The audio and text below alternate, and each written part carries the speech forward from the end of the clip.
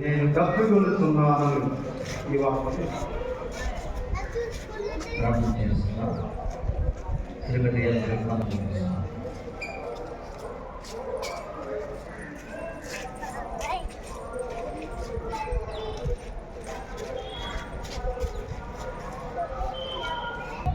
మహోన్నతుడ, మహాగణుడ, సర్వశక్తిమంతుడ, కృపామయుడ, ప్రేమ కలిగి మీ పరిశుద్ధమైన బంగారు పాదకు వందనాలయ్యా.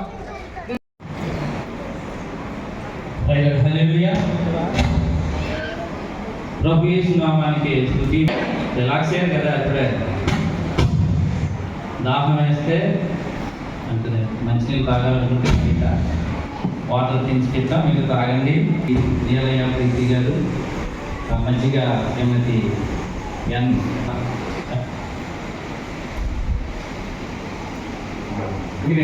ఇచ్చి ఉన్నారు కనుక మీకు అది ఏర్పాటు చేయబడింది కనుక మీరు దాహం వస్తే మంచినీళ్ళు కూడా తాగాల్సిందిగా తెలియపడుతుంది. మరి ఈ అవకాశం ఇచ్చినటువంటి గురుమండల అధ్యక్షులు రెవరెండ్ శామ్యుల్ ప్రకాష్ రాయ్ గారికి నా హృదయపూర్వక వందనాలు చెల్లిస్తున్నాను. అలాగే రాత్రి గారు ఈ చిట్టుబాబు గారు, ఏలియా బాబు గారు, జేఎస్ దాస్ గారు, పిసిసి వారు, ఎన్సిసి వారు, సిరువులో పలికిన 5వ మాటగా మరి ధ్యానం చేసుకుంటుండగా వీరందరూ కూడా బయట ఉన్నవారు రోజు క్రీస్తు ప్రభుల వారు ఈ లోకానికి కొరకే ఈ మహా శుక్రవారం నాడు ఈ మహా శిలువ త్యాగం చేయడానికే ఈ లోకంలో జన్మించి ఉన్నారు కనుక అందరూ కూడా మరి అశ్రద్ధగా కాకుండా మరి దైవికంగా ఈ మాటలు బయట ఉన్న పంచమైన యేసు ఎదిగి లేఖనములు నెరవేరినట్లు నేను తప్పికొనుచున్నాను అని. అంటే యేసుప్రభు వారు ఇంత శ్రమ పడుతూ ఇంత రక్తం దాటతో లేఖనాలు నెరవేర్చబడాలి అనేసి అన్నాడా ఈ మాట? అన్ని తలంపుకి వచ్చి అన్నాడా? అది భక్తులు ఈ విధంగా రాసుకొచ్చారు, ప్రవక్తలు ఈ విధంగా రాసుకొచ్చారు. ఏమేనంటే యెషయా ఎలా చెప్పాడు, మన పురాతన ప్రవక్తలు ఎలా చెప్పారు, ఆ లేఖలో నెరవేరినట్లు ఇప్పుడు తప్పుకొంటున్నాడు ఈయన. మాట్లాడినటువంటి 6 కూడా ఒక్కొక్కరు ఒక్కొక్క కోణంలో దేవుడు వారికి బయలుపరిచినటువంటి మాటలను సిద్ధపరుచుకొని ఈరోజు మనతో మాట్లాడటం అనేటువంటి మనం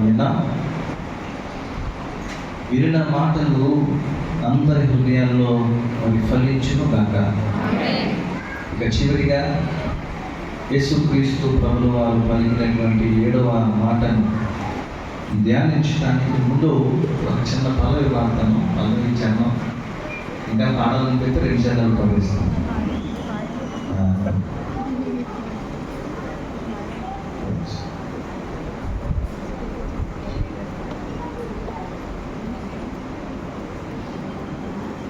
సిలువలో నీ ప్రాణత్యాగం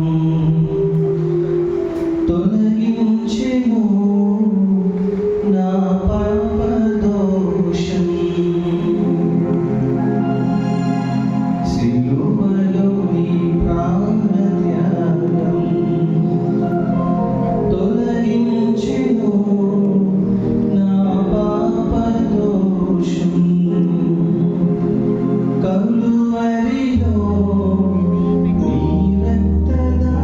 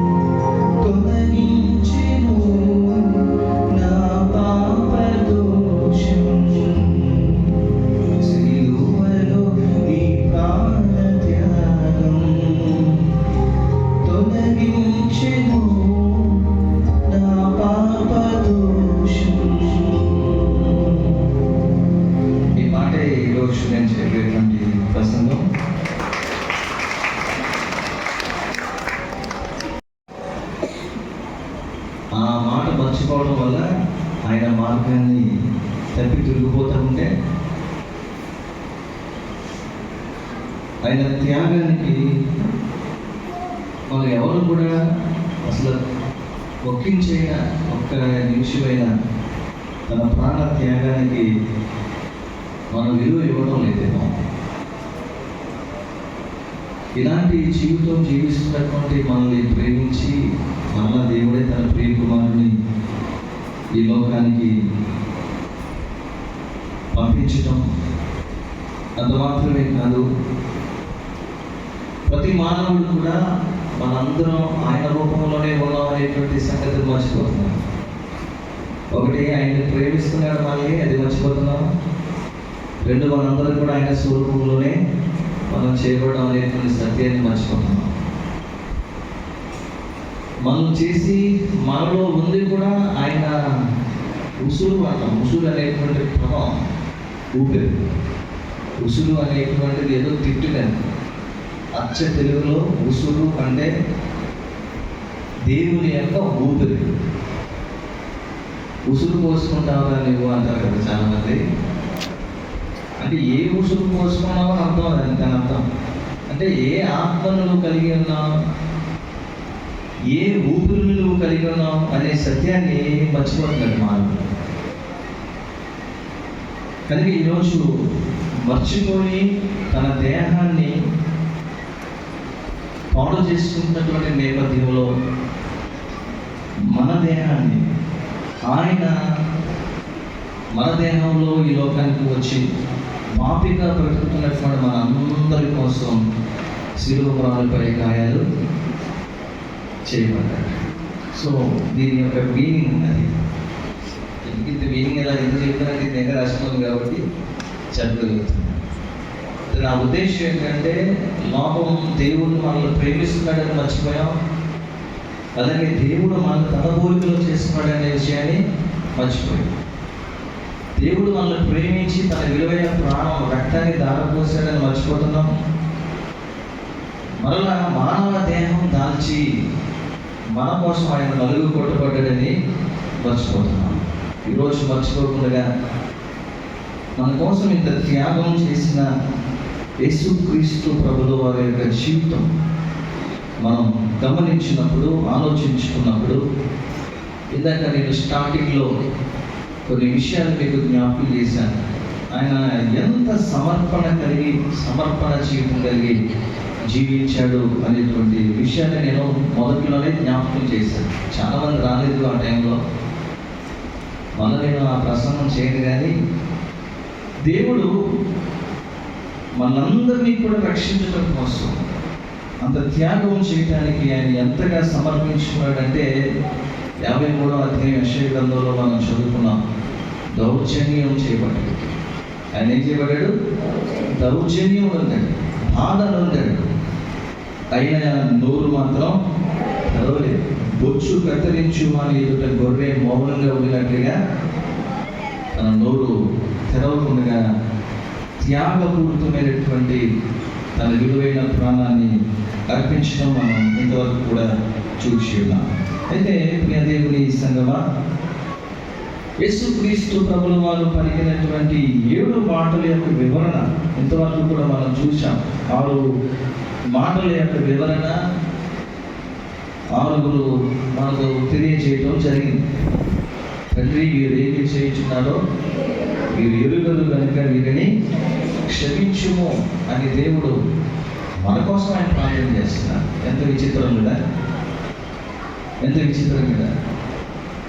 రెండవది, ఆయన యొద్దకు వచ్చే వారిని ఏమాత్రమో త్రోసివేయను అన్నట్లుగా ఈ రాజ్యంలో నన్ను కొంచెం జ్ఞాపకం చేసుకోవా అన్న ఒక్క మాటకి నేడే నీవు నాతో కూడా పరదేశంలో ఉంటావు అని జ్ఞాపకం చేశాను. ఒకటి, మన కోసం ప్రార్థించాడు. 2, మనందరినీ కూడా ఆయన చేర్చుకోవడానికి ఇష్టపడుతున్నాడు. 3ది, బాధ్యత అప్పగిస్తున్నాడు. ఆయన నమ్ముకున్నాం కదా, ఆయన మీద విశ్వాసం ఉంచాం కదా. అమ్మా, ఇదిగో నీ కుమారుడు అని తల్లికి తన బిడ్డను అప్పగిస్తున్నాడు, కుమారునికి తన తల్లిని అప్పగిస్తూ ఉన్నారు. అంటే ఒక ఫ్యామిలీ, ఒక కుటుంబం ఎంత బాధ్యత కలిగి ఉండాలో యేసు ప్రభు నేర్పిస్తున్నాడు. ఎక్కడండి? శిలువ మీద ఉండి. ఆయన అంత త్యాగపూర్తంగా శిలువ రాళ్ళ మీద ఉండి మనకి ఒక బాధ్యత అప్పగించినప్పుడు మనం అనుభవించవలసినటువంటి దోష శిక్ష ఆయన అనుభవిస్తూ మనకు చెప్పిన ఈ మాటలను నిర్వహించకపోతే బాధ్యత కలిగి లేకపోతే అంత త్యాగం చేసినటువంటి ప్రభువును మనం దుఃఖపరిచినటువంటి వాళ్ళమే కదా. అంతేనే కదా. ఆ ఆత్మను దుఃఖపరిచిన వారమే కదా. అందుకనే ఆత్మకు దుఃఖాన్ని కలిగించకూడదు, ఆత్మను ఆర్పకూడదు. అది నీ బాధ్యతను నీవు సంక్రమంగా నిర్వహించవలసినటువంటి అవసరత ఎంతైనా ఉన్నది అనే విషయం ఇక్కడ జ్ఞాపకం చేస్తున్నాను. మనుషులందరూ కూడా ఆ బాధ్యతను మర్చిపోవడం వల్ల దేవుడు ఎంత బాధపడ్డాడో తర్వాత మాటలు చెప్పాడు. ఎంత బాధతో ఈ మాట చెప్పినాడంటే, నా దేవా నన్ను ఎలా చెయ్యి విడిచితివి, నన్ను ఎలా చెయ్యి వచ్చింది. ఎలి రామా భక్త, ఎందుకు నన్ను విడిచిపెట్టావు? అంటే మన బాధ్యతను మనం మర్చిపోతే దేవుడు మన చేతిని విడిచిపెట్టే అవకాశం ఉంది. ఒక నిమిషం విడిచిపెట్టినప్పుడు ఆయన ఎంత బాధ అనిపించేది కదా యేసు ప్రభు. ఎవరి కోసం? మన కోసమే. ప్రభువు చెయ్యి విడిచిపెట్టిన తర్వాత ఆయన బాధతో ఆయనను వేడుకోవడం ఒకటైతే, రెండోది వెంటనే ఆయనకు దాహం వేసేసింది. అంతకు ముందు వరకు ఆయనకు దాహం అయినా అఫ్కోర్స్ ఆత్మ దాహం కలిగి ప్రభువు తన విలువైన ప్రాణాన్ని అర్పించాడు. శారీరకంగా మనం ఆలోచిస్తే దేవుడు విడిచిపెట్టిన వెంటనే ఎంతో బాధ వేదన అతనిలోకి వచ్చింది. అదే సమయంలో దాహం వేసింది. అప్పటి వరకు శిలువ మీద వేలాడక ముందు ఎన్నో శ్రమలు అనుభవించాడు. ఎప్పుడు అడగలేదు ఎవరిని కూడా. దేవుడు నిన్ను చేయి విడిచిపెడితే ఏమైపోతాం కదా. ఇదంతా కూడా క్షణాల్లో జరిగిపోయినటువంటిదే కాదు. 9 గంటల నుంచి 3 గంటల వరకు యేసు ప్రభుల వారు మనందరి కోసం అంత త్యాగం చేస్తున్నాడు. ప్రభువు నిన్ను విడిచిపెట్టే వారిగా మనం ఉండడానికి వీల్లేదు. దేవుడు మనం హత్తుకునే వారంగా ఈరోజు మనందరం కూడా జీవించాలి. దేవుడు మనం విడిచిపెట్టేటువంటి వాడు కాదు. ఆయన 2 చేతులు చాటు రోజు పిలుస్తూనే ఉన్నాడు. ఆయన రెక్కల చాటున విశ్రాంతి పొందడం కోసం ఆయన 2 చేతులు రెట్టింపు చాపుతూనే ఉన్నాడు. కోడి తన పిల్లలను ఎలాగో కాపాడుతుందో అలాగే దేవుడు మనల్ని కూడా కాపాడడానికి ఆయన సిద్ధంగా ఉన్నాడు. కానీ మనమే ఆయన రెక్కల చోట్లలోకి వెళ్తున్నామో లేదో ఆలోచన చేయమని చెప్పి ప్రాంతం మీ అందరికి కూడా కోరుతాము. చేతులు చెరగను ఇచ్చాను. ఇక ఏమీ చేయలేక నిస్సహాయ స్థితిలో సమాప్తమైపోయింది. నీవు నాకు అప్పగించిన పని నేను ఇక ముగించేశాను అని చివరిగా తండ్రి అయినటువంటి దేవుడితో మాట్లాడుతున్న మాటే, తండ్రి నీ చేతికి నా ఆత్మను అప్పగించుచున్నాను అనేటువంటి ఈ గొప్ప త్యాగపూర్తమైనటువంటి మాటను ఈరోజు మనం ధ్యానిస్తూ ఉన్నాం. ఈ మాట గురించి ఆలోచిస్తున్నప్పుడు ప్రియ దేవుని బిడ్డలారా, ఇది అంతిమ విజయంగా కూడా మనం దీన్ని ఆలోచించవచ్చు. ఇది మరణం కింద కనబడుతుంది, కానీ పాపం అనేటువంటి మరణపు ఊరును విరగొట్టడానికి దేవుడు చేసినటువంటి ఒక గొప్ప ప్రణాళిక ఇది. కనుకని ఈయన మరణం మనందరి జీవితానికి విజయాన్ని కలుగజేసింది. మనకు విజయం ఇవ్వడం కోసం తన జీవితాన్ని ఎంత సమర్పించుకున్నాడో ప్రియ దేవుని సంగమా ఆలోచించమని చెప్పి ప్రేమతో మీకు జ్ఞాపకం చేస్తున్నాను. చివరికి ఎవరికి అప్పగించాడు తన ప్రాణాన్ని? తండ్రికి మళ్ళా అప్పగించాడు. ఎక్కడి నుంచి వచ్చాడో మళ్ళీ అక్కడికి వెళ్ళడానికి మళ్ళీ ఆయన రిక్వెస్ట్ చేస్తున్నారు. మనం కూడా అంతే. మనం ఎక్కడి నుంచి వచ్చాము? ప్రభువా, తరతరాల నుండి మాకు నివాస స్థలము నీవే. ఎప్పటికైనా మనం అక్కడికే, అంటే మన ఆత్మలను కూడా ఎవరికి అప్పగించుకోబోతున్నాం? మన దేవుడికే. మన ఆత్మను దేవుడికి అప్పగించుకోవలసినటువంటి వాళ్ళమే ఉన్నాం. ఆయనకు మన ఆత్మను అప్పగించడానికి మనం కూడా ఎంత సమర్పణ జీవితం కలిగి ఉండాలి అనేటువంటిది ఈరోజు మనం నేర్చుకోవాలి. అలాగే సమర్పణ జీవితం జీవించడం కోసం యేసుక్రీస్తు ప్రభుల వారు చేసినటువంటి ఒక 2 కార్యాలు మనం ఈ సందర్భంలో జ్ఞాపకం చేసుకుందాం.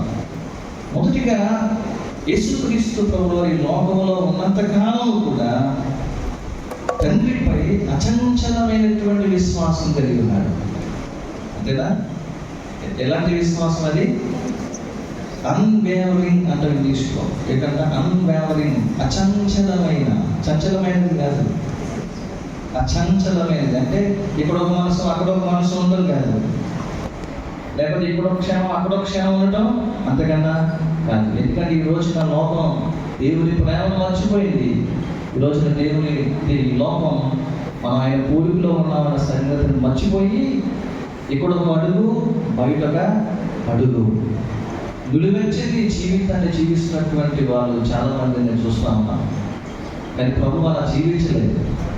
అచంచలమైనటువంటి విశ్వాసం, పరిపూర్ణమైనటువంటి విశ్వాసం, అందుకే పరిపూర్ణుడిగా యేసుక్రీస్తు ప్రభుల వారి లోకంలో పరిపూర్ణ మానవుడిగా ఉన్నాడు, పరిపూర్ణమైన దేవుని కుమారునిగా, పరిపూర్ణమైన దేవుడిగా కూడా యేసు ప్రభుని మనం చూస్తూ ఉన్నాం.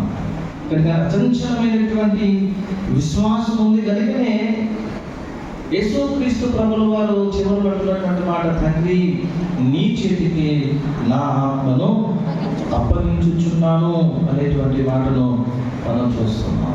ఈ మాట ప్రవచన వాక్కు. ఇందాక నుంచి చాలా 6 మాటల్లో కూడా విన్నాం. ఇవన్నీ ప్రవచనాలు. ఈ ప్రవచనం ఎక్కడుందంటే 31వ కీర్తనలో మనం చూస్తూ ఉంటాం. 5వ చరణంలో 31వ కీర్తన,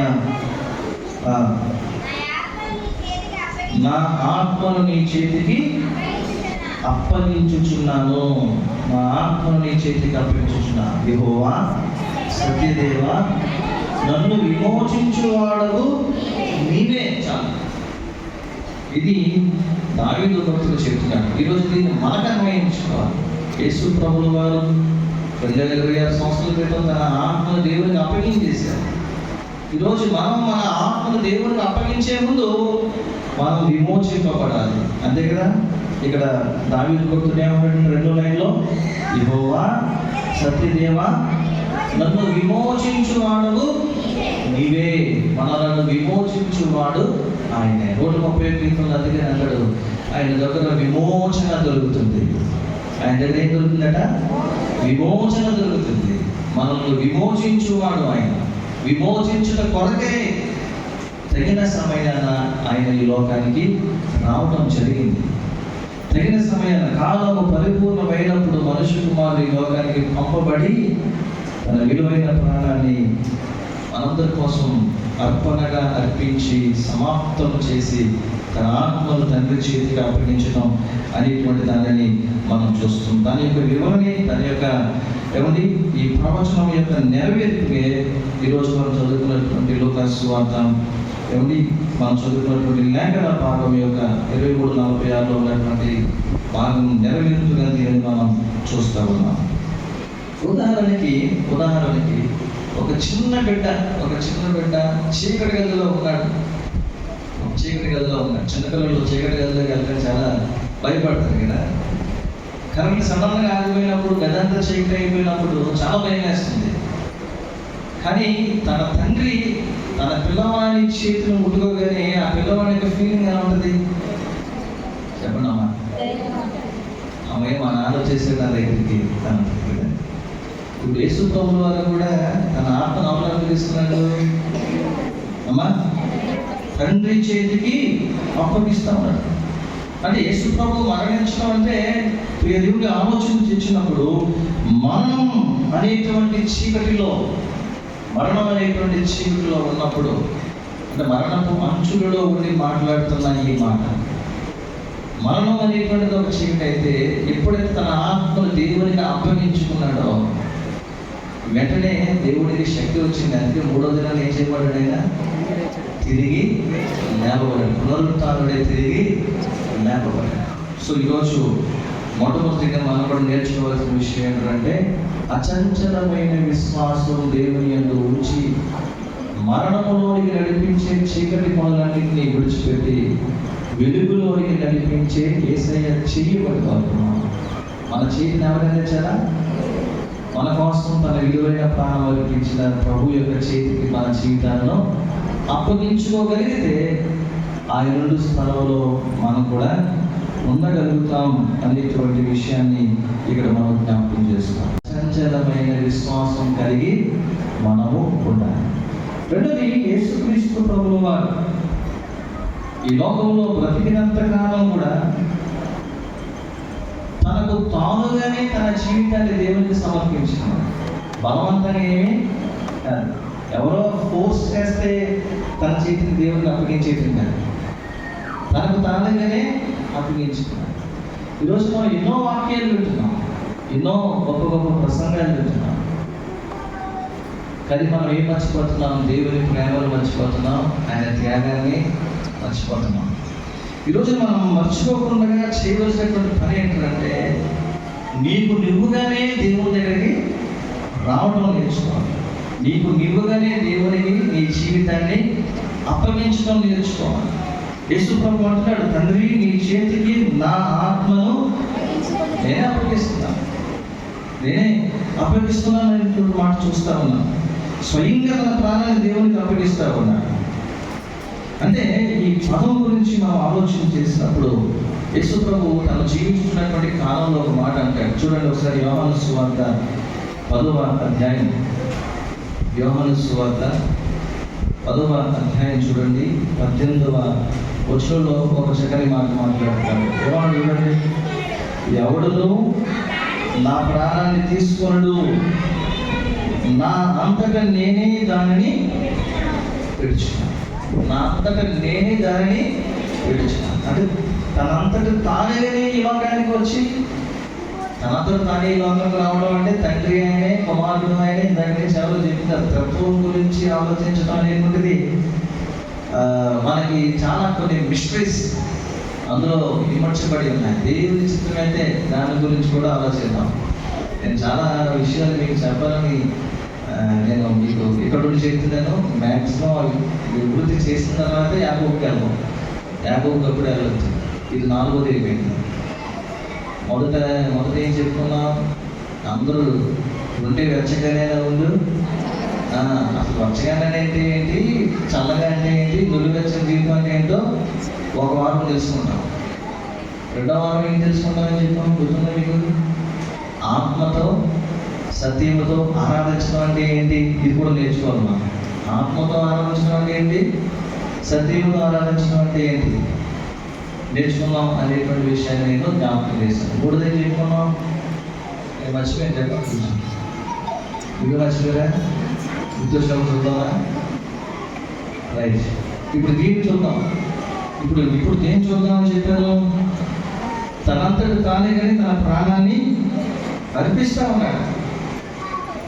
మళ్ళీ చదువుతూ చూడండి, యోహాను సువార్త 10వ అధ్యాయం, ఎవడును నా ప్రాణం తీసుకొనడు, నా అంతటా నేనే దానిని పెట్టుచున్నాను. ఎవరు కూడా, మనం కూడా అంతే ప్రియ దేవుడు కదా. ఈ మాటను తీసుకొని నా అంతటా నేనే నా ప్రాణాన్ని అప్పగించేసుకుంటాను అని చెప్పి ఎవరు సూచనలు చేసుకోవడం కాదు. ఇది దీని అర్థం మనం అప్పగించడం వరకే. ఏంటి? మన జీవితాన్ని మనంగా దేవునికి అప్పగించడం వరకే. జీవన మరణములన్నీ కూడా ఆయన చేతిలో ఉన్నాయి. దేవుడు నిన్ను పిలవాలి, దేవుడు నిన్ను తీసుకోవాలి. కాబట్టి ఈరోజు రెండోదిగా మనం నేర్చుకోవాల్సినటువంటి విషయం ఏంటంటే సజీవ యాగముగా నీ జీవితాన్ని దేవునికి నీవు సమర్పించుకోవలసినటువంటి అవసరత ఎంతైనా ఉంది. ఇప్పుడు చూడండి, ఉదాహరణకి ఒక యజమాని తన ఇంటి తాళాలను ఎవరికి ఇస్తాడు? ఎవరైతే నమ్మకం ఉంటారో ఆ నమ్మకమైనటువంటి వ్యక్తికి భద్రపరచమని చెప్పి అప్పగిస్తారు. అలాగే యేసుక్రీస్తు ప్రభువుల వారి యొక్క నమ్మకం కూడా ఏంటి? తన ఆత్మను ఎవరు భద్రంగా ఉంచుతారని ఆలోచన విశ్వాసం కలిగి ఉన్నాడు తండ్రి. అందుకని ఎవరు అప్పగించాడు? ఇప్పుడు మన జీవితాన్ని కూడా కాపాడేవాడు ఎవరు? మనుషులు ఎవరు కాపాడు. అందుకే మనుషులు నమ్ముకున్నట్టు కంటే అంటే దాని అర్థం ఏంటి? మనము మన జీవితాన్ని మన ఆత్మను కూడా ఎవరికి అప్పగించాలి? నీవు లెక్క అప్పగింపవలసింది ఎవరికి? దేవునికి. అంతేనంటే కదా, దేవునికి నువ్వు సమర్పించుకోవాలి. ప్రభువు ఎలాగైతే ఈ లోకానికి వచ్చి తనకు తానుగా దేవునికి తను అప్పగించుకున్నాడో, మనకు మాదిరి చూపిన యేసయ్య వలె ఈరోజు మనం కూడా మన జీవితాన్ని, మన ప్రాణాన్ని, మన ఆత్మలను, జీవాత్మ దేహములను దేవునికి అప్పగించవలసినటువంటి వాళ్ళు. ఆయన ఎలాగ అప్పగించాడో మనకి తిరిగి మళ్ళా మనం కూడా అలాగే అప్పగించాలి. ఆయన మనల్ని ఎలాగ అప్పగించాడు ఈ లోకంలోనికి? అఫ్కోర్స్ ఈ లోకంలో మనం అందరూ పాపులంగానే వచ్చాం, కానీ క్రీస్తు ద్వారా బ్రతికింపబడ్డాం. మనం పాపముల చేత చచ్చిన వారమే ఉండగా క్రీస్తు మనలను బ్రతికించాడు. తన ప్రాణం అర్పించి మనందరినీ కూడా బ్రతికించి మనల్ని ఏం చేశాడు? పాప మలినంతో కూడా మన శరీరాలను, మన ఆత్మలను శుద్ధి చేశాడు, పవిత్రపరిచాడు. పవిత్రపరచబడిన తర్వాత నువ్వు మళ్ళా లోకంలోనికి వెళ్ళిపోయి నీ వస్త్రాన్ని మళ్ళా నలుపు చేసుకోవచ్చు. దాన్ని నీ క్రీస్తు రక్తంతో ఉదుపుకొని శుభ్రం చేసిన తర్వాత ఆ ఆత్మ తిరిగి మన దేవుడిని నీవు అప్పగించుకోవాలి. నీకు నీవే అప్పగించుకోవాలి. రక్షణ నీదే, కానీ నీ రక్షణ కిరీటం నువ్వే కాపాడుకోవాలి. నీ ఆత్మ తిరిగి దేవుడికి నీవు అప్పగించాలి. యేసే అది చేశాడు కనుక ఈరోజు మనం కూడా దాన్ని చేయాలి. ఆయన చేశాడు కనుక మనం చేయాలి. ప్రభు కూడా అదే అంటాడు, నేను పరిశుద్ధులను కనుక మీరును పరిశుద్ధంగానే జీవించాలి. ఇది రెండవ మాటగా మనం తెలుసుకోవచ్చు. అంటే మొదటిది ఏంటి? అచంచలమైన విశ్వాసం కలిగి ఉండాలి. రెండోది ఏంటి? నీకు నువ్వుగానే సజీవ యాగంగా నీ జీవితాన్ని దేవునికి సమర్పించుకోవాలి. సమర్పించుకున్నటువంటి నీవు ఈ లోకంలో బ్రతికినంతకాలం ఎలా ఉండాలో యేసయ్య చేసి చూపించాలి. ఆయన ఏం చేసి చూపించాడంటే, ఈ లోకంలో ఉన్న వారికి ఏమాత్రం కూడా ఆయన భయపడలేదు. ఈ లోకంలో ఉన్న వారికి ఆయన ఏమాత్రం భయపడలేదు. భయపడకుండా ఈరోజు మన అందరి కోసం నిత్య రాజ్యానికి, నిత్య జీవానికి ఒక మార్గాన్ని, ఒక ద్వారాన్ని ప్రభు శిలువ ద్వారా మనకు అర్పించాడు. ఆయన శిలువ మరణము ద్వారా శిలువ మార్గంలో పయనించు వారికి ఆయన ఉన్న స్థలంలో ఒక స్థానాన్ని ఇవ్వడానికి మార్గం, ద్వారంగా ఈ శిలువ యాగం ఉంది. శిలువకు అప్పగింపబడినప్పుడు కూడా ఎవరికి భయపడలేదు. ఆయన నేను గుళ్ళో ఉన్నాను కదా, అప్పుడే పట్టుకోవచ్చు కదా అన్నాడు. లేదా భయపడి ఏమీ పారిపోలేదు. తప్పించుకోవాల్సినప్పుడు తప్పించుకోవాలి, కానీ దేవుడి కోసం నిలబడినప్పుడు ప్రాణాలైనా అర్పించాలి. అంటే క్రీస్తు బిడ్డలకి మనకి ఏముండకూడదు? చెప్పండి, నువ్వు నిజంగా క్రీస్తుకు నీ జీవితాన్ని సమర్పించుకున్న వాళ్ళైతే క్రీస్తు కొరకు చెప్పడానికి భయం అనేది మా జీవితంలో ఉండకూడదు. క్రీస్తునందు పరిపూర్ణమైన విశ్వాసాన్ని నువ్వు కలిగి ఉంటే క్రీస్తు కొరకు సాక్షిగా నిలబడటానికి ధైర్యంగా ముందుకు వెళ్ళాలి. నీలో ఏముండకూడదంటే భయం అనేటువంటిది ఉండకూడదు. భయం అనేటువంటిది ఎవరు ముందుకు వస్తున్నారు? ఎప్పుడు మనకి భయం వేస్తుంది? చీకటిలో ఉన్నప్పుడు భయం వేస్తుంది. నేను చెప్పాను ఎగ్జాంపుల్. పిల్లలు చీకటిలో ఉంటే భయపడతారు, పెద్దలు చీకటి కార్యాలు చేస్తే భయపడతారు.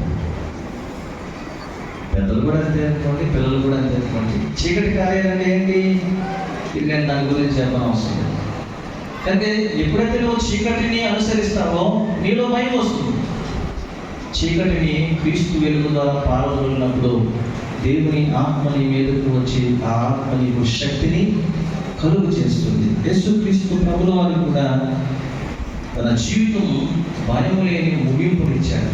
చాలా ధైర్యంగా శిలువకు తన ప్రాణాన్ని అర్పించాడు. శిలువ యాగంగా గొర్రె పొచ్చు కత్తిరించు అని ఎదురు గొర్రె మౌనంగా ఉన్నట్లుగా మౌనంగా ఉన్నాడు, కానీ మరణపు ముళ్ళను వెలగొట్టి విజయమై తిరిగి లేచినటువంటి గొప్ప ప్రభువు ఏ విధంగా అయితే ఈరోజు నా ఫియర్లెస్ అండ్ భయం లేనటువంటి ముగింపించాడో మన ముగింపు కూడా ఎలా ఉండాలంటే విజయవంతంగా, సంతోషంగా ప్రభు రాజ్యాన్ని చేరే విధంగా మనం ఉండాలి అనేటువంటి విషయాన్ని జ్ఞాపకం చేస్తున్నాం. స్టెఫన్ మనకి ఎగ్జాంపుల్. ఒక విధంగా చూస్తే బైబిల్ ఉదాహరణ చూస్తే స్టెఫెన్ ఏం చేశాడంటే అపోస్తలుల కార్యాలు కదా, నేను భయపడ్డాడా ఏమిటా? ఏమాత్రం కూడా భయపడదు. రాళ్ళు వేసి కొడతాను అన్నా కానీ ఏమాత్రం కూడా ఆయన భయపడలేదు. క్రీస్తు కొరకు సాక్షిగా జీవించాడు, క్రీస్తు కొరకు సాక్షిగా చనిపోయాడు. 7వ అధ్యాయం 59వ వచనంలో మనం చూస్తాం. అపోస్తలుల కార్యాలు 7:59. స్టెఫెను రాళ్ళతో కొట్టినప్పుడు ప్రభువైన యేసు నా ఆత్మను చేర్చుకును అని భయం లేకుండా ధైర్యంగా అందరి ఎదురు చెప్పగలిగాడు. కొన్ని సాక్ష్యాలు మనం వెళ్తూ ఉంటాం.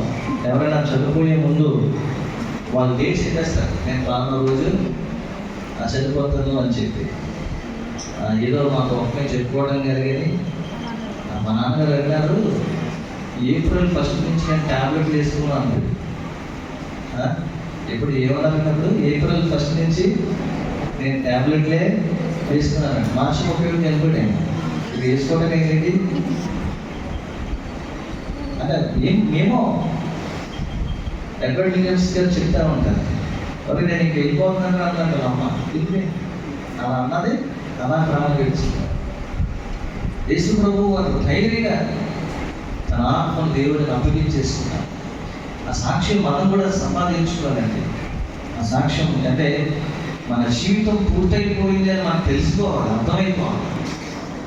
ఇంకా అర్థం అవ్వట్లేదు కంటే మనం ఇంకా లోకంలోనే ఉన్నామని, అందుకే ఇంకా బతకాలి అనుకుంటున్నాం. ఈరోజు మన జీవితం మనకు అర్థమైపోవాలి. నువ్వు ఎలా ఉన్నావు, నువ్వు ఏ స్థితిలో ఉన్నావు.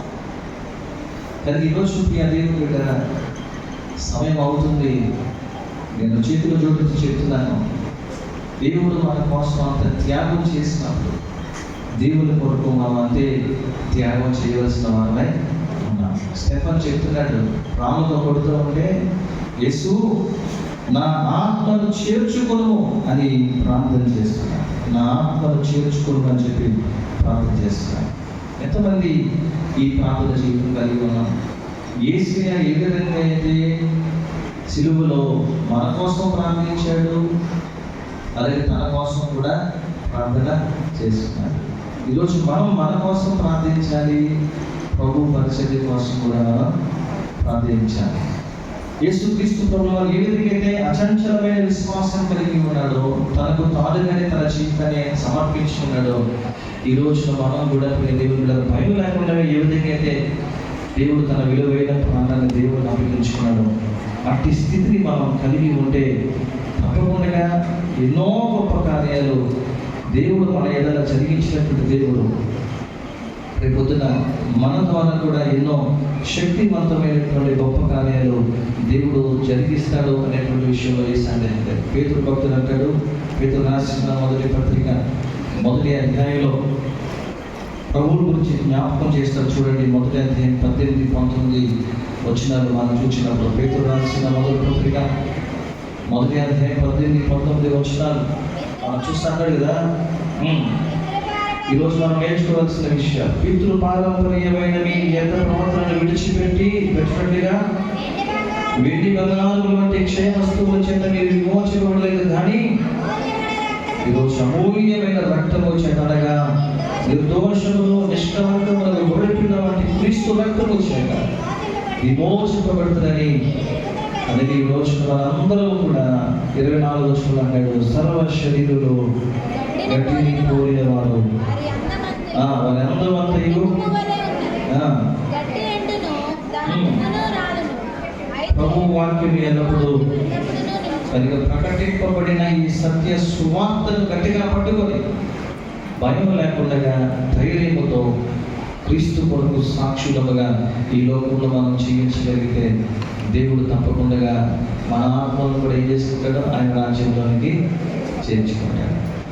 అదే కానీ ఆయన మనల్ని ప్రేమిస్తున్నాడనే విషయం మర్చిపోయి, ఆయన పోలికలో మనం ఉన్నామనేటువంటి సంగతి మర్చిపోయి, మనకు నచ్చినట్లుగా మనం జీవించగలిగితే మాత్రం దేవుడు మనల్ని విడిచిపెట్టేస్తాడు. అలాగే కాదు, మనల్ని ప్రేమిస్తున్నాడు. ఈరోజు మనం కూడా దేవుడిని ప్రేమించి ఆయన పోలికలో ఉన్నటువంటి మనం ఆయన వలె పరిపూర్ణమైన విశ్వాసముతో, అచంచలమైనటువంటి విశ్వాసముతో ఖచ్చితంగా మనమందరము కూడా మనకు మనమే స్వచ్ఛందంగా మన ఆత్మలను దేవునికి అప్పగించుకునేటువంటి వారముగా ఉంటూ భయం లేకుండా చెడియకుండా, ఎందుకంటే ఈ లోకంలో జరుగుతున్నటువంటి పరిస్థితులు మనం చూస్తున్నాం. ఏ పరిస్థితి వచ్చినా యేసయ్య మనతో ఉంటే మనకు భయం ఉంది ఉందా? కరువు వచ్చినా, కష్టం వచ్చినా యేసయ్య మనకు తోడుగా ఉన్నాడు అనేటువంటి భరోసా మనకు ఉంటే మనలో ఎవరికైనా భయం ఉంటుందండి? సో వాటిని చూడద్దు. వాటిని చూస్తే భయం వేస్తుంది. వాటి వైపు చూడకుండా ఇదిగో ఈ శరీరంలో గడ్డిలు పోలిన వారే, గడ్డి ఎండిపోతుంది, పువ్వు రాలిపోతుంది. దేవుని వాక్యం ఇప్పుడు ఉంటుంది. వాక్యం మనకు జీవాహారం. మన ఆత్మను మనం కాపాడుకుంటూ అలా తిరిగి యేసు ప్రభు ఏ విధంగా తండ్రి నా ఆత్మను నీ చేతికి అప్పగిస్తున్నాను అని చెప్పగలిగాడో, మన ఆత్మను కూడా దేవునికి అప్పగించగలిగేటువంటి సాక్షి జీవితం కలిగి దేవుని రాజ్యం చేరుకుందాం. అతి కృప పరిశుద్ధాత్మ వారికి దయచేయడం దాకా ఆమె. అందరూ ప్రార్థన చేద్దాం. తెల్లవారు 4 నిమిషాల సమయం ఇస్తున్నాం. ఈ 4 మినిట్స్ కూడా దేవుడు ప్రార్థిస్తాం. యేసయ్యా, నువ్వు నన్ను ఎంతగా ప్రేమించావు, నేను ఎంతవరకు మర్చిపోయి నాకు నచ్చినట్లుగా జీవించాను. యేసయ్యా, నేను నీ పోలికలో ఉన్నాను, కానీ పాపం అనేటువంటి మలినం చేత నింపబడి ఆ పోలికను, ఆ స్వరూపాన్ని చెడగొట్టుకున్నాను. కానీ దాన్ని మళ్ళా శుభ్రం చేయడానికి ఈ లోకానికి వచ్చి మా శరీరం దాల్చి నల్లగొట్టుపడ్డావు, ఉమ్మి వేయించుకున్నావు, అవమానపడ్డావు మా అందరి కోసం. మళ్ళీ తిరిగి మమ్మల్ని అందరినీ పోలికలోకి మార్చుకున్నావు. అందరూ కూడా నీకు స్తోత్రం నాయన చెప్పి దేవుడికి ప్రార్థన చేద్దాం. 4 మినిట్స్.